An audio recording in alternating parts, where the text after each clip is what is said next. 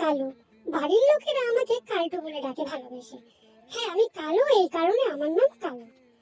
একটু একটু অ্যাশ অ্যাশও আছে আমার গায়ে, কিন্তু বেশিরভাগটাই কালো। এই যে আপনারা দেখছেন আমার নখগুলো আমার দাদা কেটে দিচ্ছে। আমার বিগত 2-3 মাস ধরে আমার চোখে ছানি পড়ে গেছে, তার ট্রিটমেন্টও চলছে। এই কারণে ওরা আমাকে বাড়ি থেকে একা একা বেরোতে দেয় না। দাদা দিদিরা সঙ্গে করে নিয়ে বেরোয়, ওদের সাথেই ঘুরি, ওদের সাথে একটু খেলি, তারপর ঢুকে যাই। 2-3 বার দিনে আমাকে বের করে। এই কারণে খেলাধুলা না করতে করতে আমার নখগুলো একটু বড় বড় হয়ে গেছে।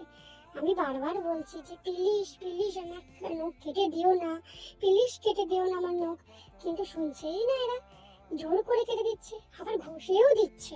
আমার সুড়সুড়ি লাগছে, কুতু কুতু লাগছে, বারবার বলছি ছেড়ে দাও আমাকে, প্লিজ ছেড়ে দাও।